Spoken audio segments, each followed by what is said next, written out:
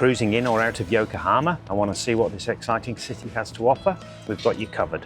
Today, we're showing you exactly what you can see and do, as well as the snacks you absolutely have to try, as well as how to get around easily. If you've only got one day in Yokohama, stay tuned to find out what to do. Let's go.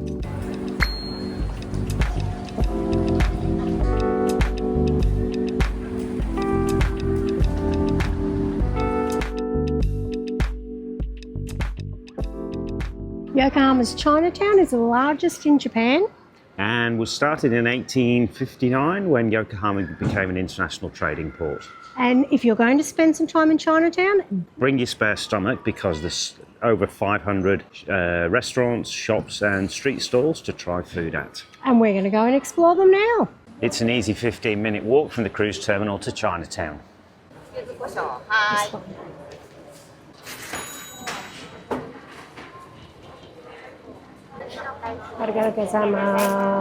Food you must absolutely eat is a pork bun. We're trying a yuzu peppered pork bun, 600 yen. They're steaming hot.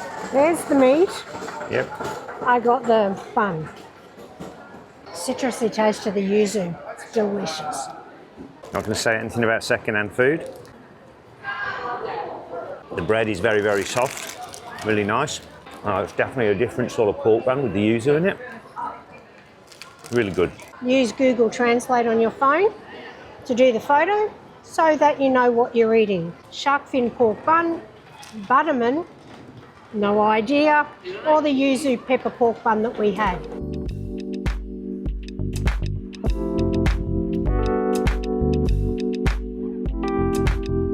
Strawberry boba?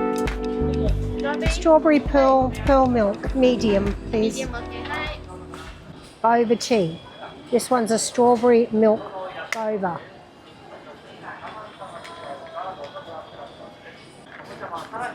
Very nice.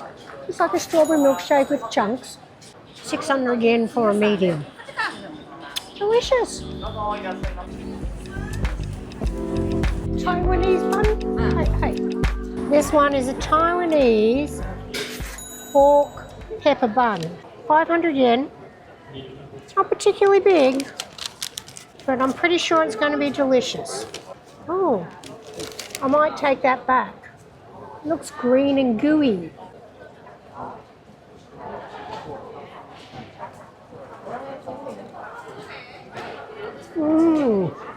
Yeah, it's green and gooey, but it's very yummy.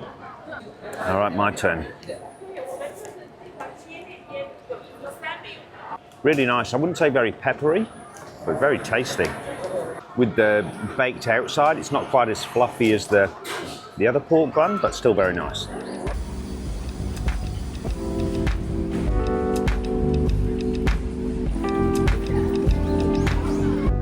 Arigato. Oops, thank you. Oh. What have you got now? I don't know. It looks like something to do with sesame. I'm hoping it's something to do with sesame.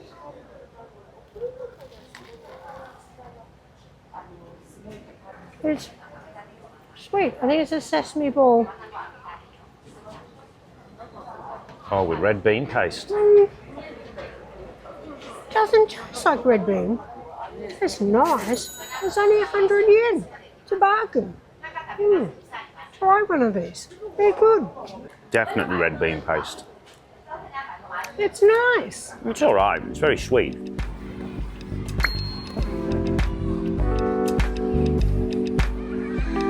So the Kentobyo Shrine is dedicated to a Chinese chap whose name I can't remember at the moment, but he's renowned as the god of commerce and wealth. And it's free to come and see it. You can photograph inside and it's quite pretty. Yeah, it is very pretty.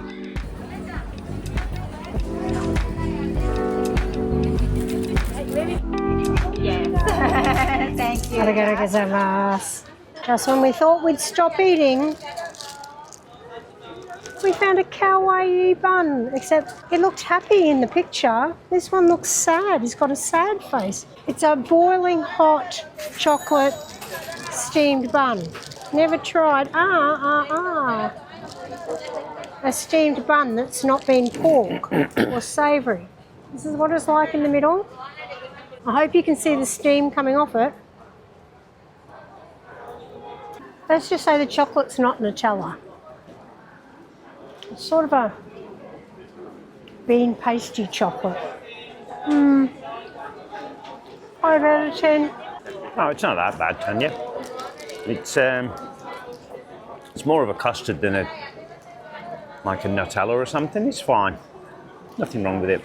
It's very sweet.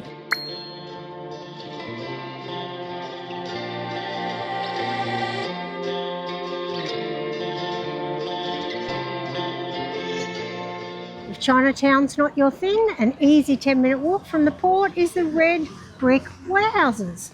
These are formerly the customs house and bonded warehouses for the port of Yokohama, and they've now been converted into shops and boutique eateries for visitors. And they survived the Great Kanto earthquake. There's fancy shops in here. If for some reason you're sick of the shit food or you've not had enough to eat, there is a food court in the red brick buildings to satisfy your tastes. And a little bit of a tip, if you're wanting a Japanese souffle wibbly wobbly pancake, Bill's, the restaurant behind us in the building, they are delicious. Souvenirs. And if you want to get sucked in and spend a heap of money playing gachapon, there's a load of machines here. 300 yen, and I'm going for Toy Story, and I'm hoping to get the bear. I think I got what I wanted this time, unlike Happy Chucky last time. Look at that. If I wasn't so stingy, I could buy some more and they all hook onto each other. Cute. That's going to go right there.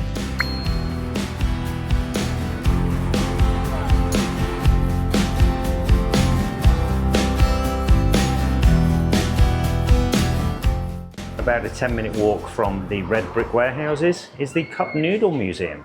And the Cup Noodle Museum is a museum which is all about Momofuku Ando, the inventor of the cup noodle instant ramen. It's 500 yen per person to get in. And for an extra 500 yen, you can make yourself your very own designed instant cup noodle. We're going to head in And have a look and probably make a cup noodle. the museum to enter. You can enter at any time, but to create your own little hot noodle, to design that, you do have to get a timed ticket. You can either book online prior or come and take whatever is next available. We're going to go and have a look through the hot noodle museum.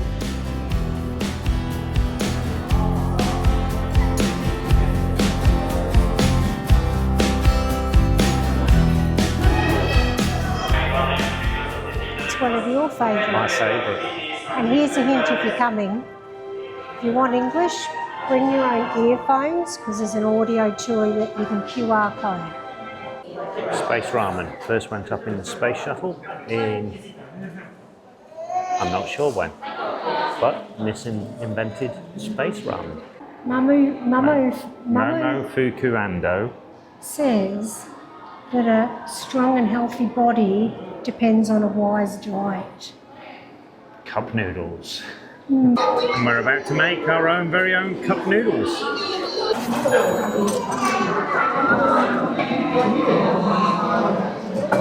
Okay. After finish the design, please go from the arrow sign to make your own cup noodle. Okay? I'm going to design. You gotta write your date on it first. Oh my gosh, I just wrote 1971. Now we're going to colour in.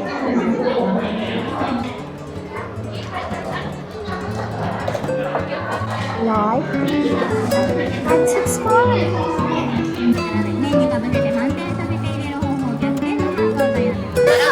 Curry.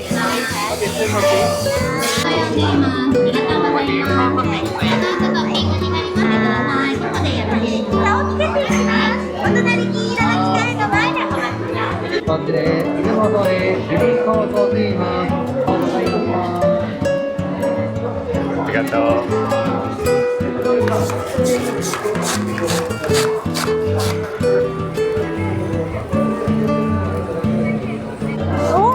got a pot noodle handbag. And on the way out of the Cup Noodle Museum, surprisingly, there's another bloody gift shop. The only good thing is you're not made to walk through it. Conveniently located across the road from the Cup Museum is Cosmo World. and it is renowned for its Cosmo Clock 21. Ferris wheel. Yes. And we know how much Simon loves heights. So we're not going on it. A little bit of information though, even though we're not heading over there, it's free admission to get into the, let's call it a theme park. But you pay for each ride individually.